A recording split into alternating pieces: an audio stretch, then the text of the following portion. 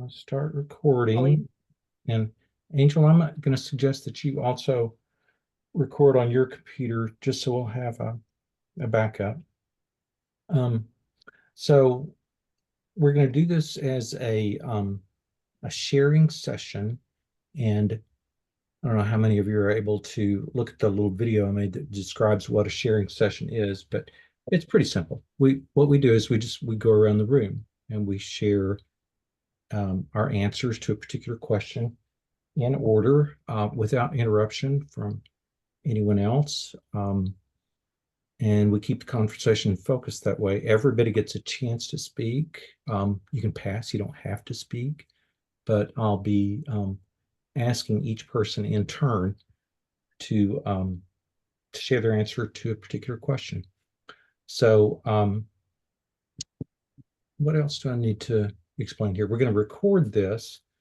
We're not going to take minutes or try to summarize it or anything, but the recording will at least be available to all PCPs afterwards and probably also to all participants.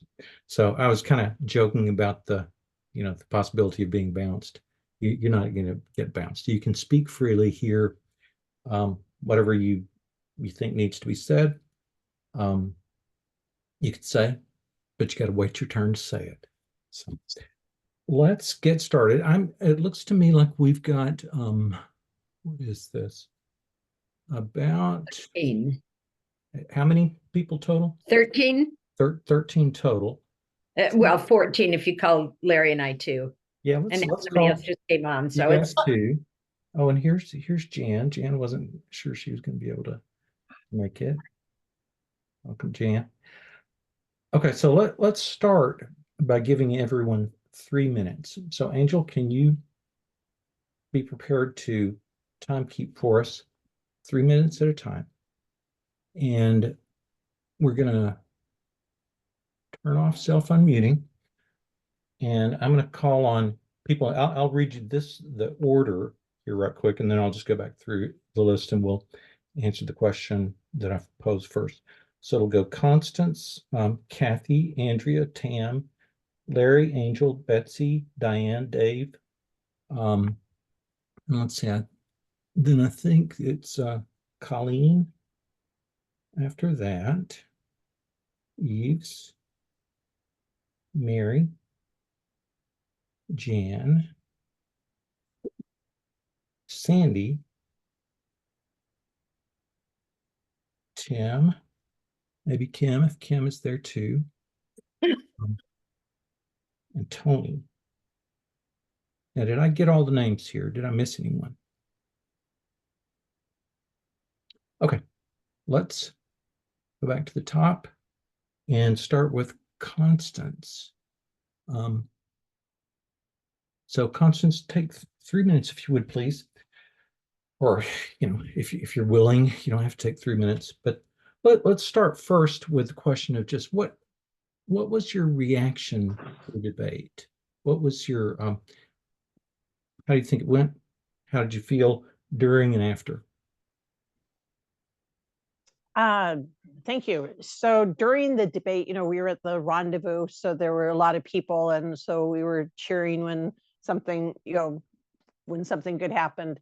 There were a couple of times when it was just like, come on, President Biden, come on. And overall, I felt good that he didn't.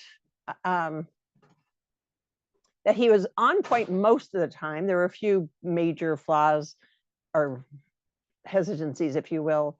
But I do think that when he dug in a little bit with 45, he made some good points. I was thinking afterwards how challenging that would be to be in the studio with just him and 45 and have to look engaged and have all the different things. So I think had he just stayed on the questions and not tried to do all the statistics and all that, it might have been better.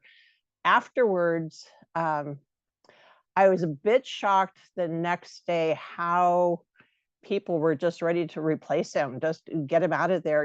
He's had 4 years where he's done a lot of good for this country, and as Obama said, you know, we all have a bad night. He maybe had more than a bad night, and I still think that he's the best choice, and I'm not willing to give up on him for that one night's participation.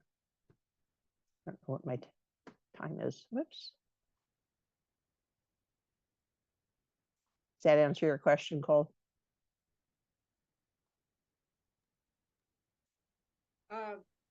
Sorry, I was waiting for you to say my name.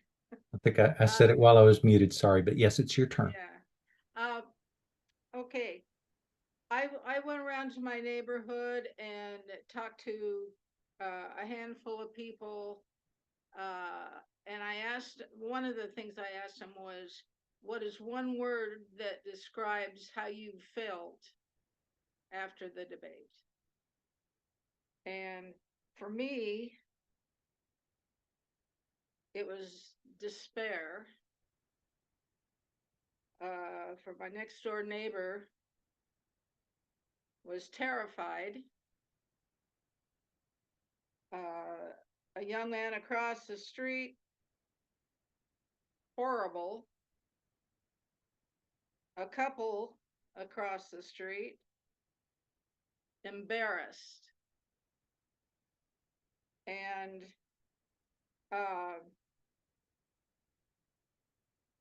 I and one other person, I'm not willing to give up on Biden until if he should decide to step down, then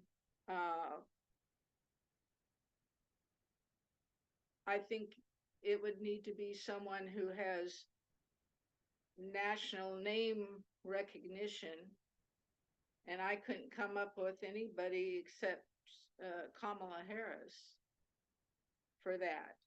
There's several good governors that would make great presidents that I've been saying in future elections, you know, we've got a deep bench, but governors are usually not very well known outside of their area.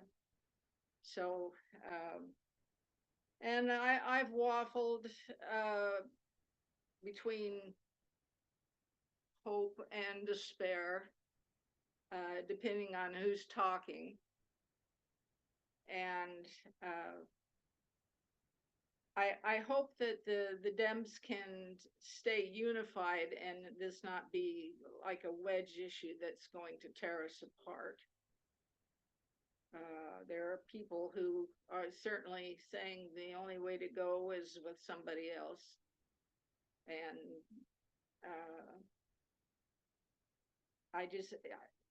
it'll just make us weaker if we don't stay united. Okay, thank you, Kathy. Next, let's hear from Andrea, and then Tam, and then Larry. So Andrea, you're on.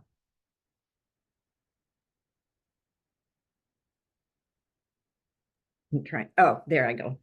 I was nervous and embarrassed and surprised and shocked, and there was just nothing I could do to help him. I wanted to help him, and that wasn't happening. I don't think it's the biggest disaster of all times. I think that Biden is the best choice for president, but I'm not sure he's the best choice for winning the presidency. And I'm kind of hoping that Biden will say the best thing for the country is for me to step aside. But the window is getting so small for somebody else to step in. Man, a campaign that's only a few months long can't be a good one. and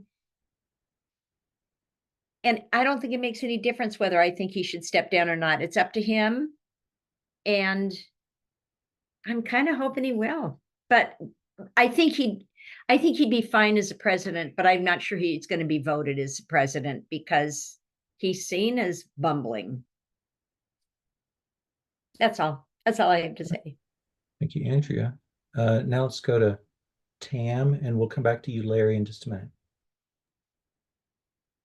Hi, everybody. I did not watch the debate. I'm constitutionally incapable of watching things like that, and I was going on vacation. I read analysis afterwards because I saw Tony, I saw his statement, and I thought, oh my God, what happened? So I had enough cell service to get that. And so it's interesting for me. I think Biden has done a lot of good things from the country besides participating in genociding the Palestinian people. And a lot of people have been saying he can't be our president, he can't be our president. Well, a whole bunch of good things are happening in the country. And I read that the last time a presidential candidate stepped out of the way, that the party lost historically. So, yeah, I don't even know. I am a person who stays in with people, and there is another debate, and I believe in more will be revealed. So, I'd like to see what he's able to do next time. I liked Heather Cox Richardson's analysis about the kind of gaslighting that Trump did. And, I think if he was prepared to say, something that dealt with that the next time around, like I've just heard 7 lies and now I'm going to speak to the truth. Maybe something different could happen. I don't know. I hope someone's coaching him, because working with pathological liars, in my life experience, I've done it. It's very hard. So that's all I have. Thank you, Tam. All right, Larry, it's your turn, and then we're going to go with Angel and Betsy after Angel.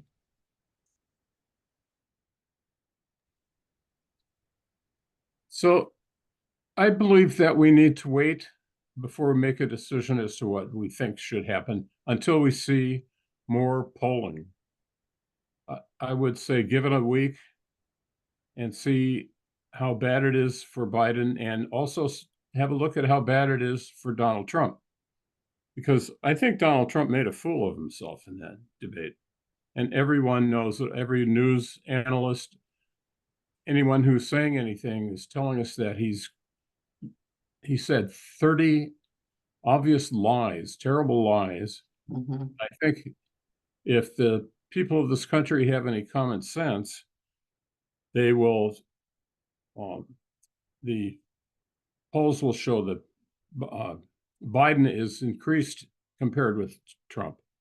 And the first little group of people that I saw on TV being interviewed said they're more likely to vote for Biden now, although they're not really happy with Biden. They would never, ever vote for Donald Trump, so they're going to vote for Biden.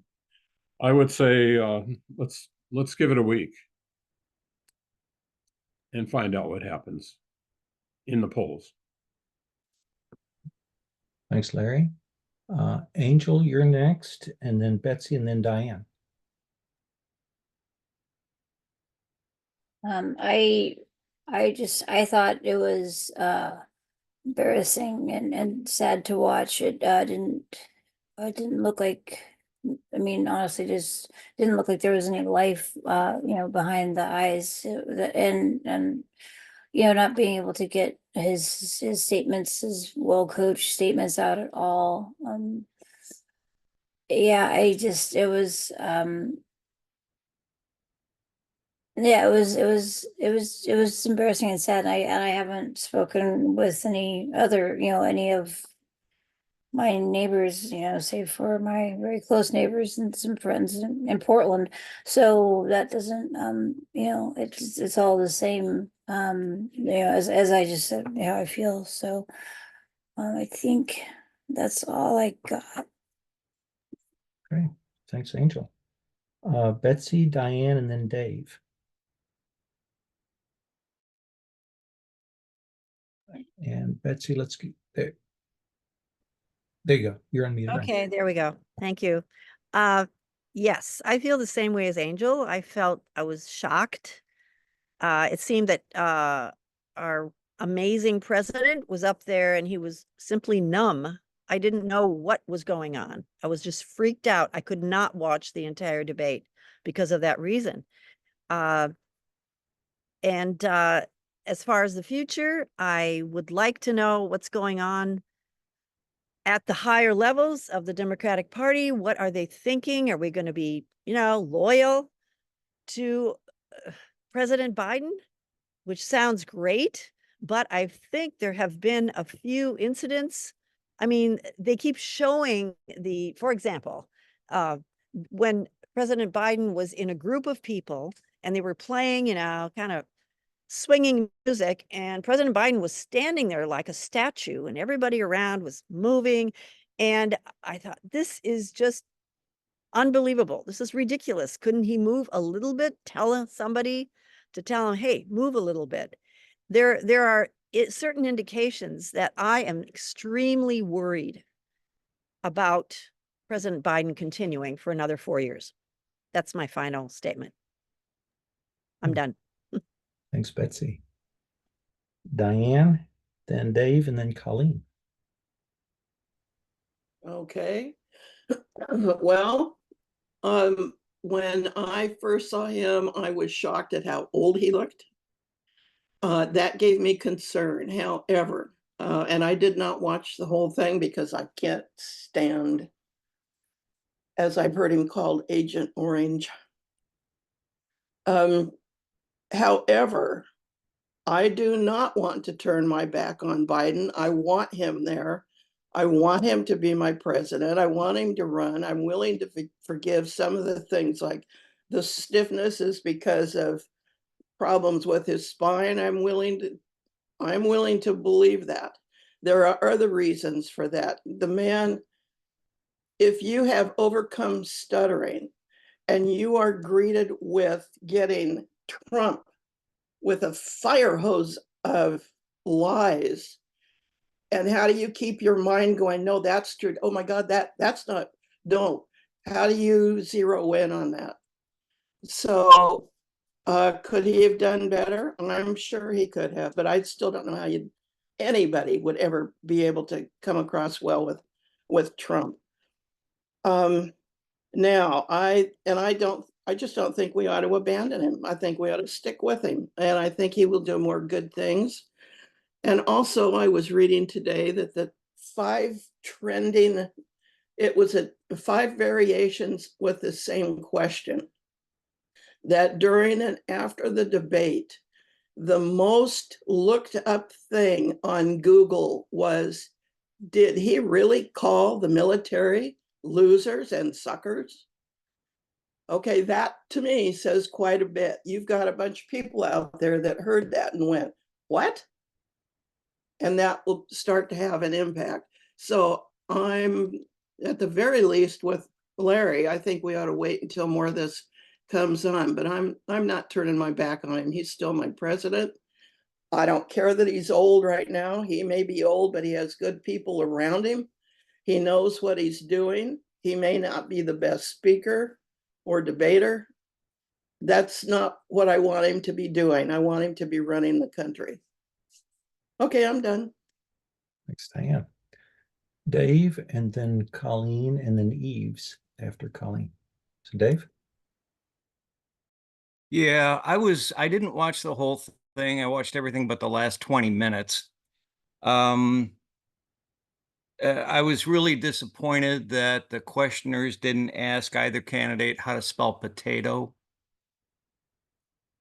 I think that the idea of getting another candidate to replace him is probably not going to work. I think the only candidate that would have a ghost of a shot would be Kamala, but she's actually polling worse than Biden is right now. So I just don't see that as a good alternative, at least at this stage in the game.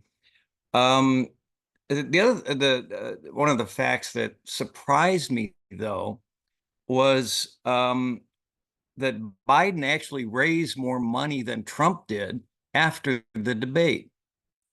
So as far as at least the small donors go, he's still doing pretty well with the fundraising aspect of it. The concern I have came from a report I heard on one of the networks that likened his performance to sundowning, which is where older folks in the early stages of dementia don't aren't as lucid and articulate in the evening as they are during the day. And that actually came from a report that one of his staffers said that. So that's my concern. Although, you know, the next day at the rally, he did great. And he did great at the State of the Union. And I think if he stays out there, if he does events um, uh, during the day or at least early evening throughout the rest of the campaign, I think he's still on track. And I'll just close with, I think a half-witted Biden is twice as good as a full-witted Trump. Here, here. Thanks, Dave. All right, Colleen, and then Eves, and then Mary. And let's get you unmuted there, Colleen.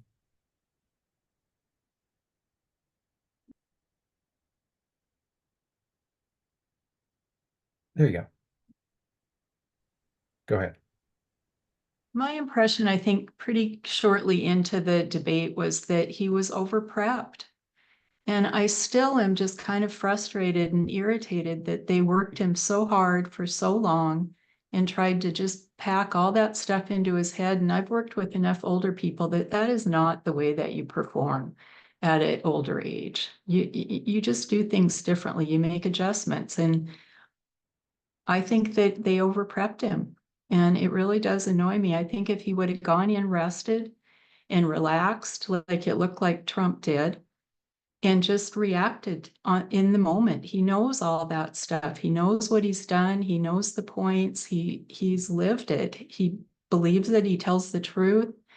And I think that would have been the way to respond to all the questions in the debate, rather than even right from the start, he just jumped into this big kind of prepared thing, and it just didn't feel natural, or it was forced, and his voice sounded bad. So anyway, that was my impression about the debate, was just really annoyance that, you know, that you, in hindsight, you can see it perfectly, but beforehand, it seemed like a fine thing to prep him, but I think it was the wrong thing.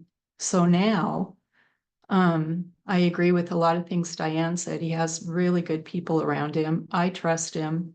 I'm fine with him being president. If he did decide to step down, I think that he would do it like he's done everything else in his presidency. He would think it through and plan it out and get everybody coordinated and hopefully make a good choice and make it as smooth as possible. But unless he decided to do that, I still think he's the best choice. Thanks, Colleen. Eves, and then Mary, and then Jan. Yeah, so this is how I felt. This is how I felt. It was awful to watch. I didn't know.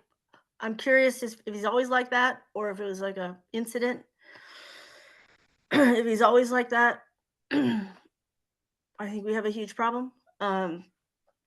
I agree. I think he was completely over rehearsed and rambling, and nothing that he was saying, although those facts were compelling, they were not delivered in a compelling way. It was like watching a little kid like do like the reciting the Gettysburg Address. It's just doesn't, or bad Shakespeare. It was just like the words are there, but like nothing's there. So I think what's bad for us really is that, you know, Trump did his usual thing, and his followers are like, they're very proud. They're very proud. So, you know, we see Trump and we think awful. They see Trump, they think fantastic. On the other side of it, our guy, we're just different types of people. So we see this and we're not proud anyway. They are. And that's kind of really the problem, is it's very difficult to change that mindset. And it's very difficult to inspire additional voters to come out and support. So you can get all the folks that are going to choose, you know, a Democrat president, no matter who they are, what happened, and then you're not going to get the rest of them, which we really need. So I have just this weird kind of regret. I've been thinking about it since this happened. Is just that I wish he had. If it's always like this, I wish he had stepped down 18 months ago and given Kamala Harris a chance to build a record that she could campaign on. That didn't happen, which is a shame, because I think some powers that be factor into that and decide that voters would not accept a female and a person of color. I think they think she's unelectable. I disagree. If she'd had a chance to build a record, I think pretty much anybody's electable, let's face it. But if he was to step down, nobody deserves the nomination except for her. It should not be anybody but her. She's in the succession line, and that's it. And that's what we would have to work with. My idea would, and there's no way to get it to anybody, would be to somehow promote her and the rest of the cabinet, and show his cabinet and the people that he chooses versus who Trump chooses to work with. Because that's really if whoever's elected, that's who really makes the decision. The president really isn't really in charge. And so I'm not really worried about polls, but I am worried about getting voters inspired. And if there's any way that we can. Whoops. Okay. We'll remember what you're going to say. We'll come back to you. I think you got muted there, but let's go to Mary. Let's say it's Mary, and then Jan, and then Sandy. Yeah, so I was not surprised by his performance because I've been watching his public appearances for some time, and I knew he would not perform well in that situation. I think his bad performance is overstated, though, because he had a dynamic State of the Union address, and that was just a little over 4 months ago. And then he came back with a strong rally. And I think about the little things that the media is making a big, big deal out of, like that he wasn't dancing at a concert. Well, I cannot sing, I cannot play a musical instrument, and I cannot dance. I go to concerts and just stand there like a wooden statue while all the people are dancing around me. I'm like, get off his case, you know? It's not that big of a deal. And I do have concerns how the media is blowing this up. Because if I look at the country's running very smoothly. There are some glitches and some things I'd like to be done differently, such as the war in the Middle East and things like that. But overall, we're not in a disaster. Things are rolling along pretty well. I do not think that Trump performed well at all. I just think he was louder and more bombastic. And my eyes are on the prize, which is to not let Trump become president again. That is my number one goal. And all the polling I've seen shows that no one that might be in succession can poll as high as Biden right now. And I do agree with Eves that it should go to Kamala. She's put the work in. She's the most prepared on a federal level. And that people probably have decided that as a woman of color, she's not, couldn't win, who knows.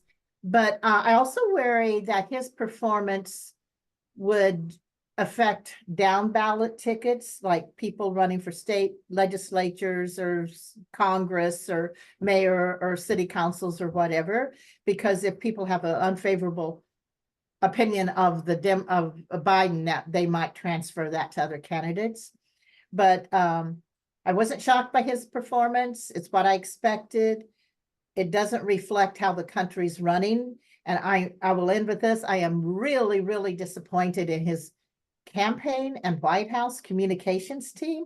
Why aren't they talking more about how things are running smoothly overall in the country, the good things that are being done in the country, instead of him standing at a concert?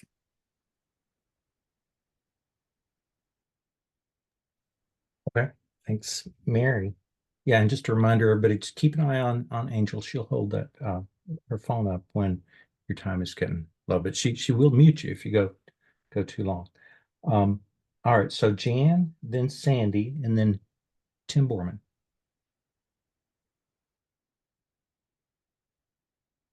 And Jan, hang on just a second. Okay, Jan, you should be able to unmute now. Okay, There you go. thank you. Well, I agree with, there's a little bit or a lot of what everybody has said that I agree with. Bless Biden for all of his amazing years of service. He is a man of integrity. I don't think anybody else could have handled the job as well of becoming president after Trump as this man did, with his integrity and his follow through and getting the job done.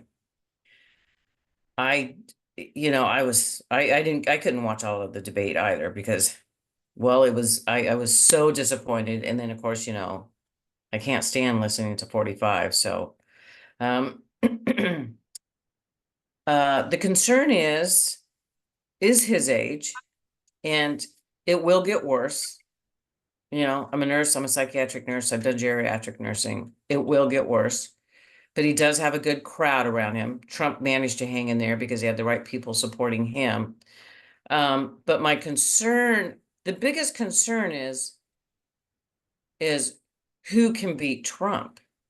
And because it's so late in the game, I don't know that. I don't know. And no matter what, I want Kamala to stay in office with at least doing that, if not going the other, becoming president. But there's just so many irons in the fire that mixes things up. So my concern with Biden is the Palestinian vote. My concern is youth and not wanting to vote for Biden because he's not as in touch with what's going on with the younger generation and with what's going on with Palestine. But as we all know, in elections, we kind of have to pick the lesser of the two evils. And I don't mean that as in, I think Biden is an evil. It's just because of his age and some of his decisions, especially around Palestine, I think are not going well for him. So I'm afraid that I think we'll always get the Democrats that are diehard Democrats. I think those Democrats that are sitting on the fence, we may not get. I think we're going to get a lot of people that just aren't going to vote, which means that's a vote for Trump. I don't think, unfortunately, that there's enough informed, intelligent enough people out there because obviously we wouldn't even be here if there was that a vote for Trump or not even voting for Biden is a loss of our democracy. That is the bottom line. It is the loss of our democracy. And it's getting that drilled into people's head, I think, is what's going to save us. I think when push comes to shove, I think there will be some people that will go ahead and vote for him, but I don't think we're going to have the numbers that we did.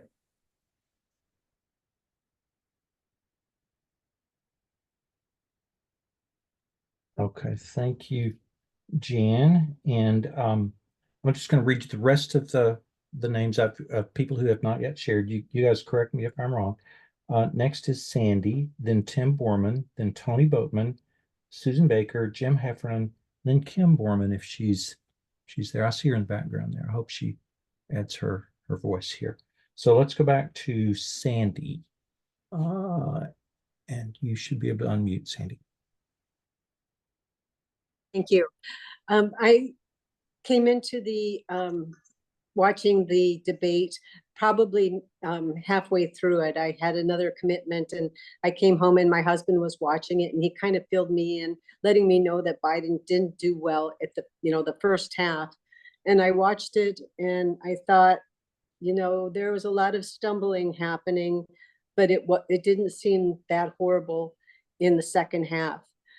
Trump was horrible, as he always is. So I will never vote for Trump, but I'm rooting for Biden.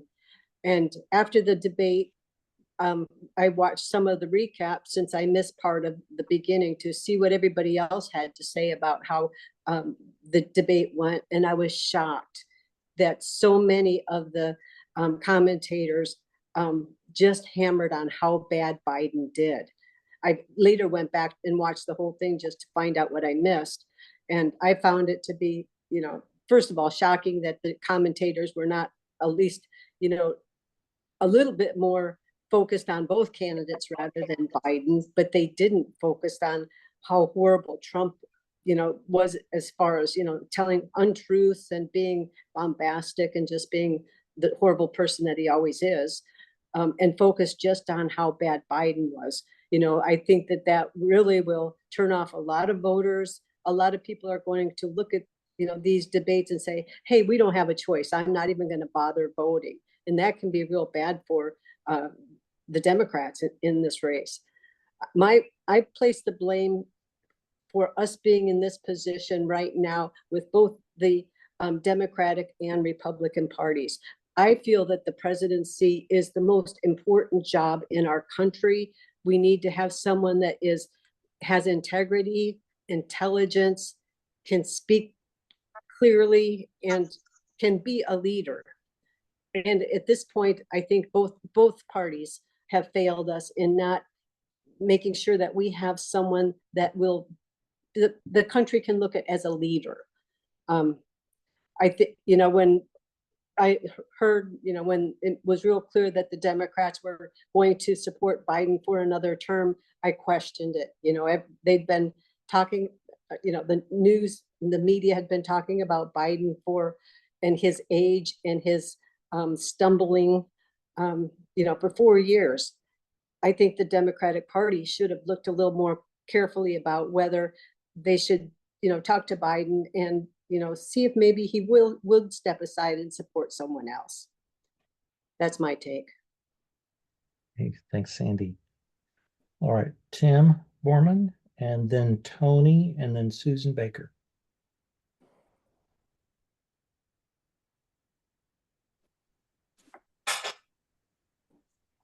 Good evening. First of all, I want to thank Cole for such a wonderful invitation to tonight's Zoom meeting. It was probably one of the nicest invitations to any Zoom meeting I have ever seen so far. So thank you so much. And then I want to thank you for doing such a great job facilitating tonight's meeting. It's very smooth and seamless.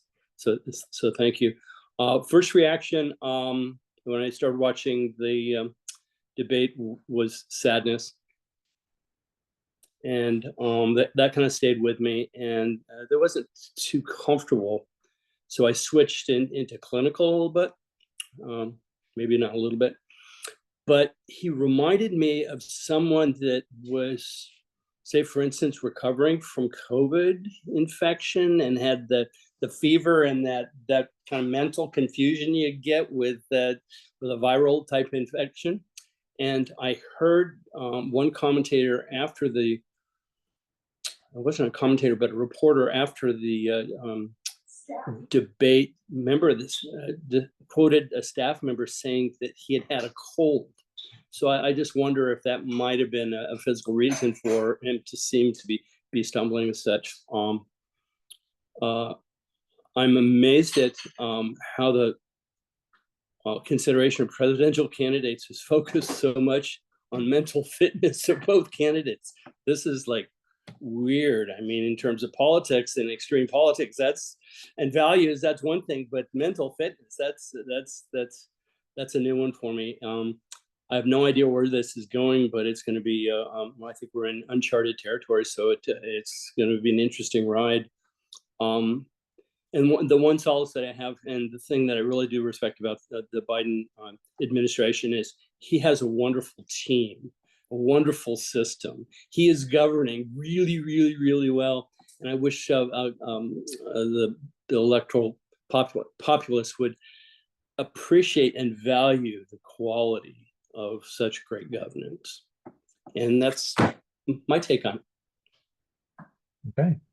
Thanks, Tim. Tony, you're next, then Susan, then Jim Heffernan. And Tony, you'll need to unmute. Unmute. Okay. Good.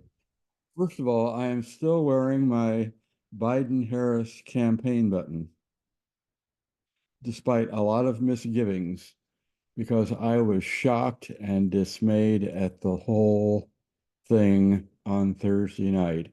After I picked my face up off the floor, two things hit me. One was that Joe Biden is definitely showing his age, or even older than his age. The other is that if Donald Trump had been attached to a lie detector, the machine would have overheated, caught fire, and melted down because of all the lies he told during those 90 minutes. Joe Biden and I are both in our 80s. We both stutter. We've both had brain aneurysms, which we have recovered from pretty much, I think. And I will tell you that when you're in your 80th decade, the slope starts getting steeper and it gets slipperier. And I am very concerned about having somebody at the age of 81 going into the presidency of the United States. Fortunately, he has somebody like Kamala Harris as backup if the worst should happen. But the main thing for me is stopping Donald Trump, whoever that is. If it means that Joe Biden needs to step down, which I think he very likely should, then I think he should for the good of the party, but more important for the good of the country. I have another, I don't know if you can see this button that I'm holding up, but it's a portrait of Donald Trump, and what looks like a little mustache under his lip are actually the words "never again." And I think that's very, very important. We could be heading into a very disastrous period with him in the White House. But the thing is, I back up, one of the problems we're facing right now is that the Republican Party is no longer the Republican Party, it is the Trump Party. And we need to remind ourselves that we are not the Biden party, we are the Democrat Party. And the most important thing for us to do is not elect Joe Biden per se, but to prevent Donald Trump from getting elected. And if ultimately it's decided, and I hope Joe Biden will think along these terms, that the best person to take down Trump is someone else, that he would step down. I hate to ramble here, but you got me started. He's I'm having an 80s moment here, but anyway, I think you get my point. I like Joe Biden. I love Joe Biden, and I wish he would do one. I do too, Tony, and you got the angel hammer there. Thank you, Angel, for being our timekeeper. I know it's a hard job. Okay, so our next person is Susan Baker, then Jim Heffernan, then Kim Borman. Then we're going to do one more quick round on another question. So Susan, what do you got? Okay, I wasn't going to say anything because of the strange situation I find myself in, but I am very fond of you guys, and I will put in my 2 cents. I've been concerned a long time about the age factor, and I was shocked, like all the rest of you, and I share your affection and loyalty to Joe Biden. But the best face that some commentators have put on his situation is that he goes, how to explain the next day and how to explain the State of the Union address in light of what we saw the other night. So the best face to put on that, some commentators say, is, well, these things go in phases. Sometimes he's like bless the other night, sometimes he's like the State of the Union address. For me, that's scary. That's still scary. And I'm a little farther towards the other side than some of you. I have every respect and admiration for him and the life he spent in public service. I think that we need somebody who can put Trump down, give him back in a civilized way some of what he lets out to the rest of us. And Biden wasn't doing that. He was in the State of the Union address, but he was not doing that the other night. He missed all kinds of chances, in addition to some of the other weaknesses that you guys have pointed out, which is rattling off policy points, which doesn't play with many, many voters, I think. There's one other issue I would like to bring up, and that's the time factor. There's a very short time, and is that a reason to stick loyally with Biden, or is that a reason to get on to a decision that might be hard to make, but might also bring us to a person who can do the things I've mentioned? Okay, thank you, Susan. All right, Jim Heffernan, then Kim Borman, and then we're gonna go another round quickly on another question. So Jim, let's get you unmuted. Okay, there we go. Well, whatever happens, we need to be unified. If I think Trump is, Biden is the only one that can make the decision. I think the way convention is, if he says he doesn't quit, we're stuck with him. But I truly, truly believe that America deserves a better election than between two broken down old men. And I say that with Trump being a year older than me. And I think I really if I can make my wish, it would be to see Kamala Harris become president now, have Joe resign, and become all Harry Truman and be able to talk about old bastards not deserving to run the country anymore. We've had too much of it.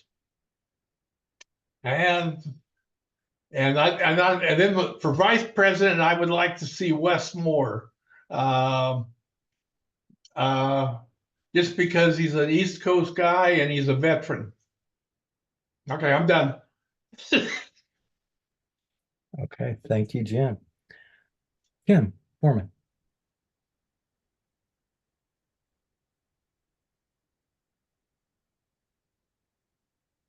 Okay, can you hear me? Can. Okay. I couldn't watch him. It made me cry. So I had to turn away. Getting past that, I liked your last idea, Jim, about having Kamala step in now. So it would be an incumbent. I think she'd fare better because kind of worried about the militant right that would never vote for a Black person again, ever, or a person of color. Except Obama. Well, we had such a backlash. We got Mr. Orange after Obama. So I'm concerned about the nation. And there you go. Okay, thank you, Kim. All right, so let's go. I don't want this meeting to go too terribly long, but I want to go one more round. This time, I would like for the question to be, what should we, as Tillamook County Democrats, do, if anything? And Angela, I'd like for you to set the time limit at 90 seconds, 1.5 minutes. So, and if you don't have anything to say, feel free to pass. If you might say we need to wait until the polls are in, like Larry was saying earlier.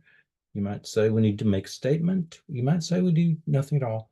But I want to know if you think we should do something. So, Yves, I'd like for you to start, since you were the first person to get timed out. And I think we interrupted you, but then I'm just going to go back in the order of arrival in the same order I used earlier.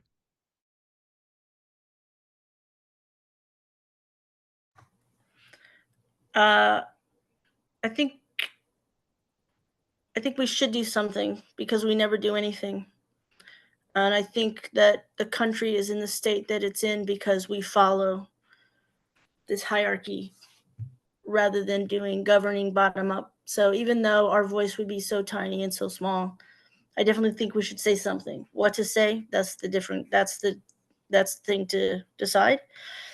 If it was up to me, I think we should say that we 100% want to put our faith in Biden, but would ask that the party do everything that they can to bring more attention to Kamala Harris and other cabinet members, whatever they can do, arrange other debates, other things, basically, to really, to the general public, show that he's not the only, like, it's not King Biden, it's President Biden, and somehow illustrate that.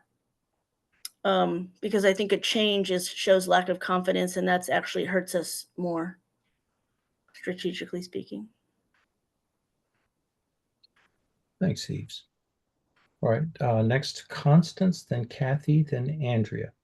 90 seconds on the question of what should TillcoDems do.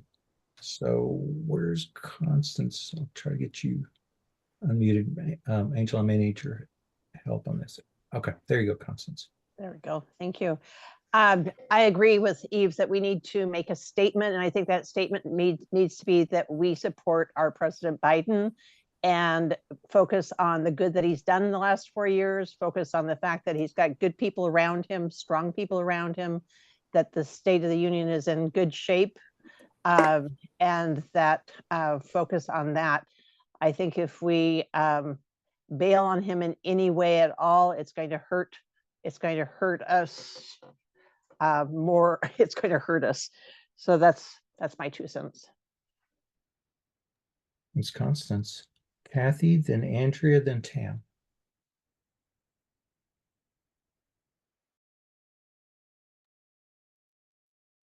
Okay, a big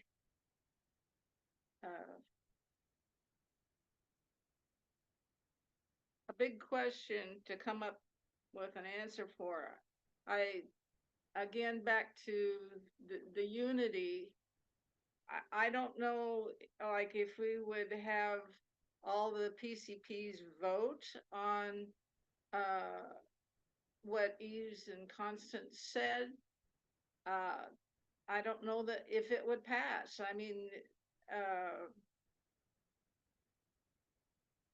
I guess one way to find out would be to do it. But I would love to see a unified statement,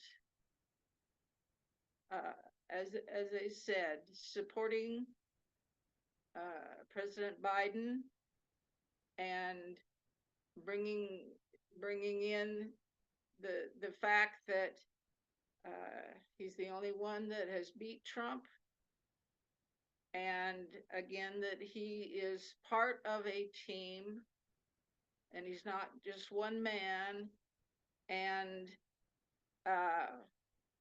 if he wants to use a teleprompter, he can, and that's why he was so good at the State of the Union as compared to the debate.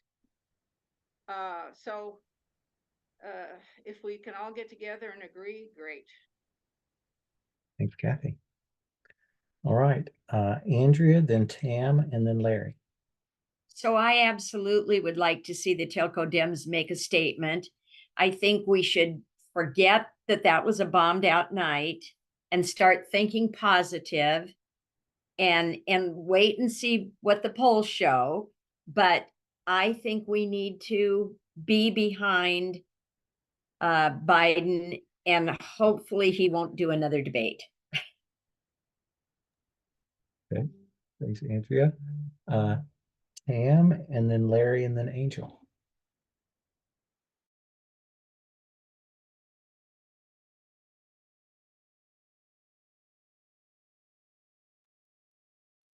Okay, I think we should say something. I like some of what people have said about the team. The country's running well. I like the idea that we're the Democratic Party, not the Biden Party. And so we're for democracy, and I don't even know. It's hard, but I think we have to address something like, just because someone has one bad night, there's the whole track record, and we look at that for democracy. Okay, thanks, Tam. Larry, Angel, and then Betsy. I really don't have a vote here. I didn't run for PCP for years, but I would say that I forgot. Okay, I'm 83. He's in his 9th decade. Okay. Oh, that's all you No, have to say. Oh, he's done. Okay. Okay, all right. Thank you, Larry. Even if you're not a PCP, we want to know what you think. Angel, then Betsy, then Diane. I also don't have much to say. I think it would be important for us as a group to make, to have something to say about that. That would be a wonderful change to see. So I think that this kind of a sharing session is just a good decision to do, and it's great to hear everybody's thoughts. So there. Okay, thanks, Angel. All right, Betsy, Diane, and then Dave. And there you go, Betsy. Thank you. Yes, I would like to also repeat and say this is a great idea to get together to have this discussion, even though not everyone is here. That's fine. We're getting some great views, some good perspectives on what people are thinking. What are we going to do in the future? Okay. Speaking not only about the future, but about the past, I believe that Biden has done an amazing job these last 4 years in office with our economy, with everything you can think about, with education, with all kinds of areas that he has dealt with. When there was an emergency, his team was there immediately. So I think we have a lot to be proud of, and I'm very, very proud of everything he's done. That's why it was such a shock last week to see this man who looked like a statue, like a white ghost up there. So I think everybody's still in a state of shock, but we need to base our statement on the fact that this has been an amazing presidency, and American people are definitely better off now than they were during Trump. I don't want to talk about that guy. So that's what I'm saying. I really feel let's look for the future and really put our strength where it belongs, which is in supporting an excellent person for United States president. Thanks, Betsy. All right, Diane, Dave, and then Colleen. Okay. I will use what I heard one lady say. Biden had a bad night. Trump had a bad 4 years. So yes, I think we ought to put out like what Constance was talking about, and stress all this other, and then move forward. What's he going to do for us now? What can we look forward to next that he will do and Trump would not? I guess that's all. I don't think I'm done. Thanks, Diane. Dave, then Colleen, and then Mary.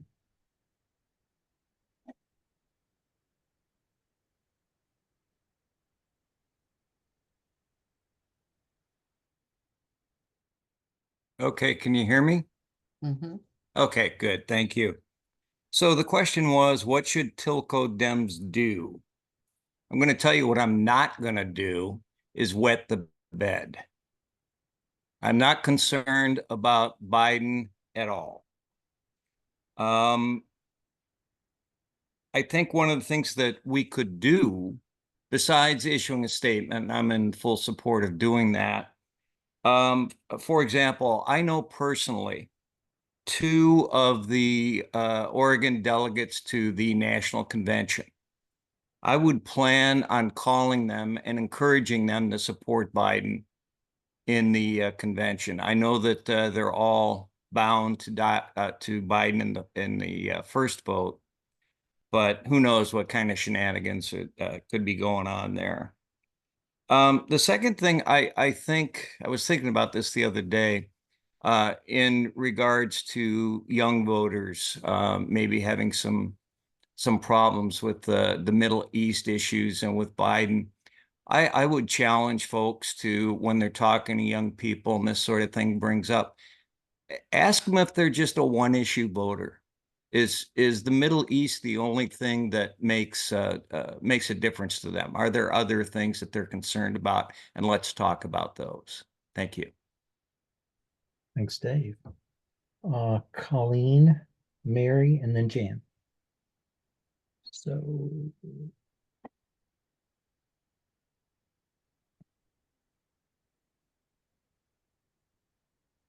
yeah. I also am in the camp of a good statement. I think that's a really good idea. I like a positive message. I liked a lot of the things that Constance said.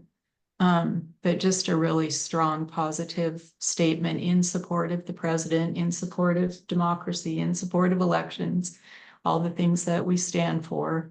But really focusing on the positive and the things that have been done that are so good. So that's all. Thanks, Colleen. Mary, I think you're next, and then Jan, and then Sandy. Yeah, so I think there's some real concrete steps that I'd like to see the TillcoDems do.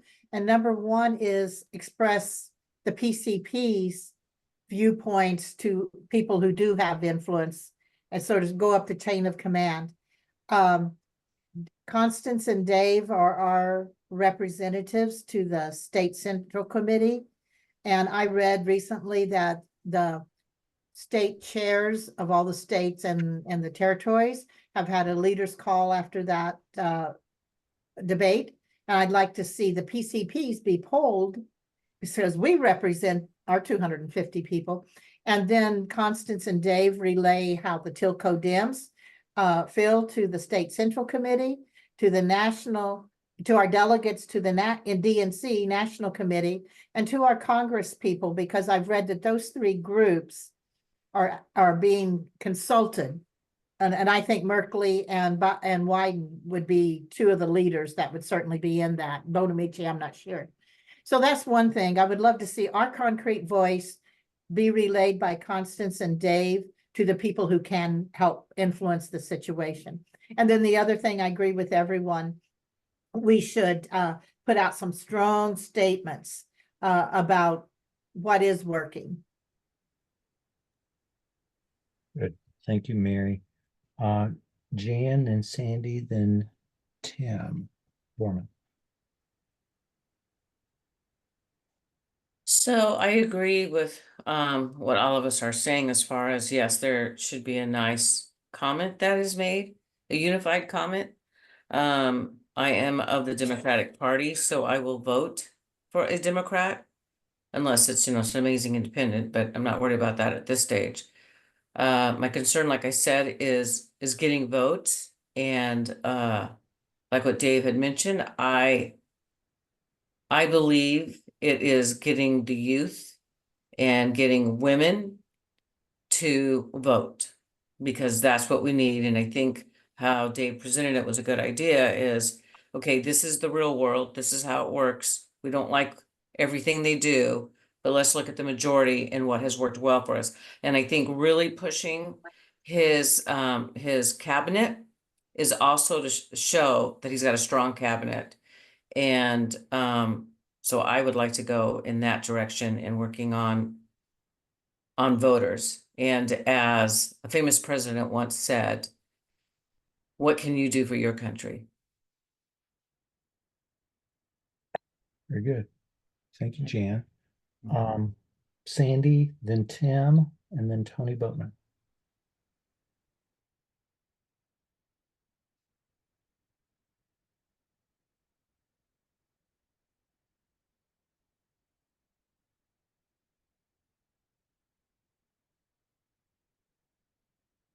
Sorry, sometimes these buttons don't Okay. respond. There you There. go. Okay. I think I'm good now. Yeah. I agree with most of the rest of you who agree that we should issue a public statement. I think that it's important that we emphasize the many wonderful accomplishments that the Biden administration has done so far. If anyone reads Robert Hubble's articles, he has time and time again, made lists of all the wonderful things that Biden's administration has accomplished. And I think that we really need to focus on that. We also need to stress the great team that Biden has built. And as far as, we know at this point, a lot of those people are going to be following him into his second term. And then last, I also agree that we should stress that democracy requires that we support the Democratic candidate in this election. I don't want to focus on how awful Trump is as a reason to vote for Biden, but just that democracy requires it. That's it. Okay, thanks, Sandy. Tim, then Tony, then Susan.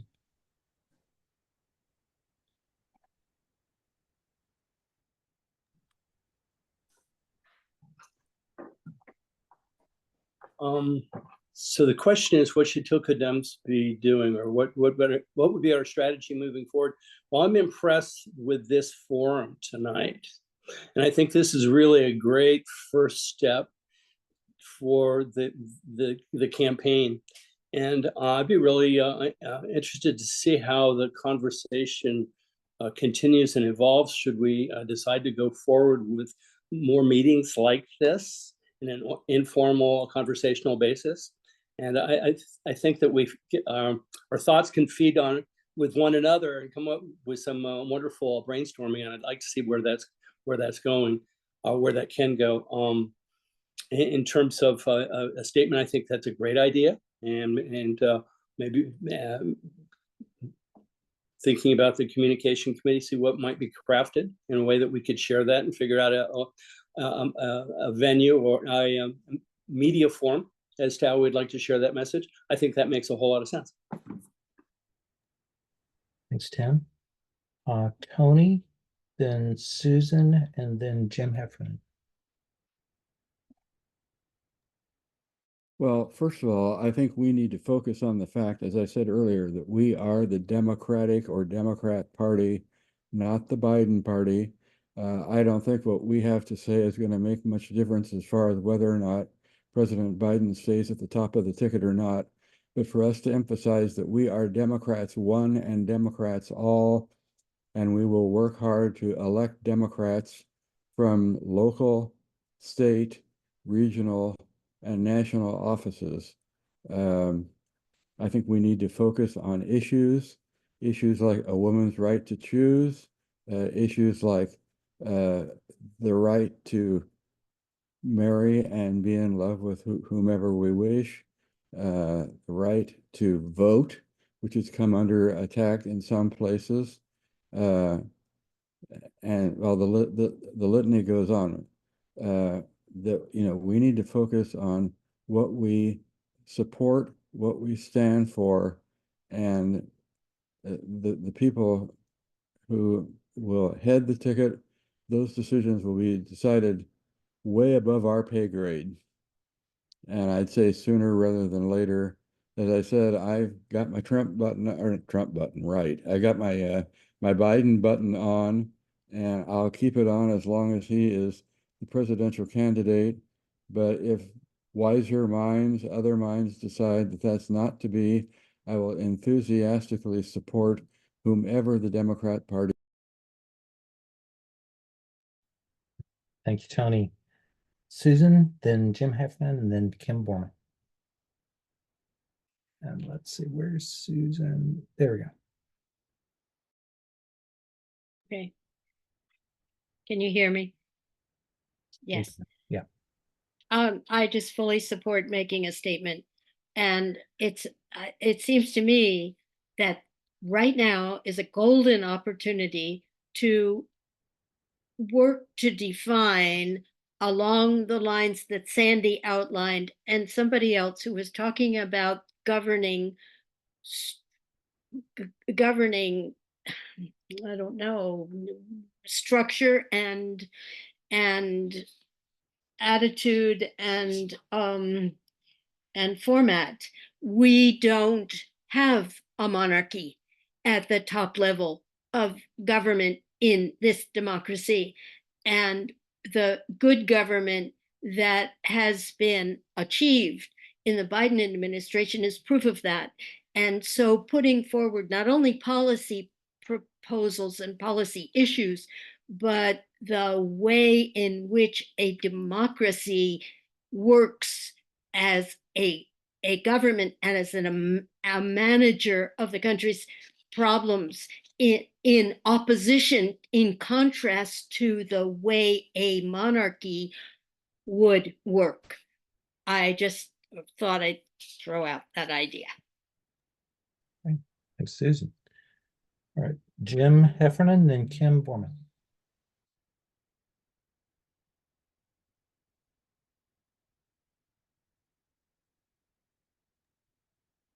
Okay, I think I'm still muted. No, we can hear you. Okay. Well, whatever happens, which we have no control over, we need to remain unified and work on messaging. Speaking of which, I wonder about our sign on the highway that's close to my house, changing that every once in a while. Somehow, I think if we got panels, we could get almost like a leaderboard sort of thing. But we do need messaging, and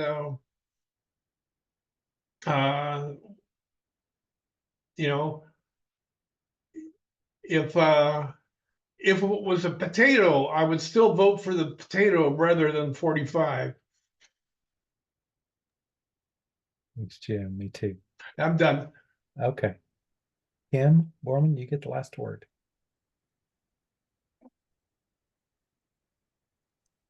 Okay.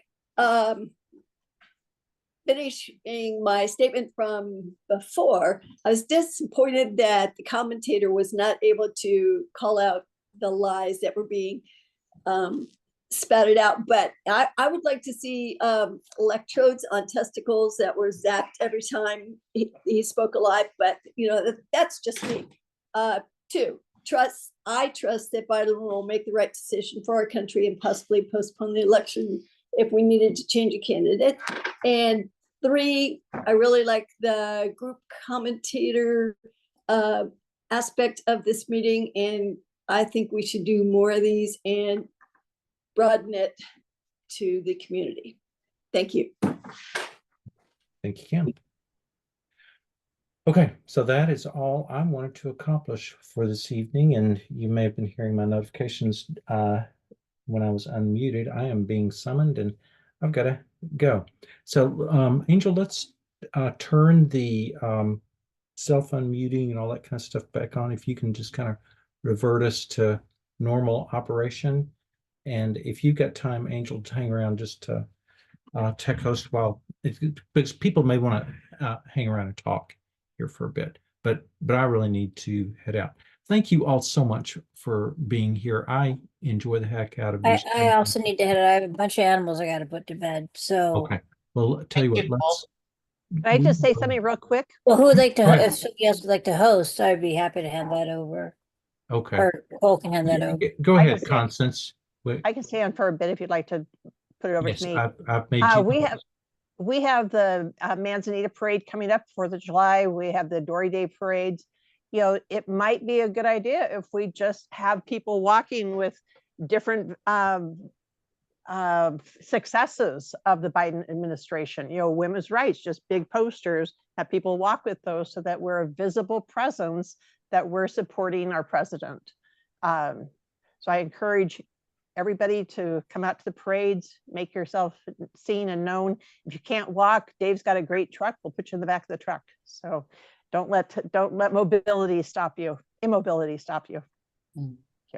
Thank you, Constance. And I apologize for muting people but that's just that timekeeper part. And Yeah, I feel asked bad her about to do it. myself now, but I have to go feed my animals.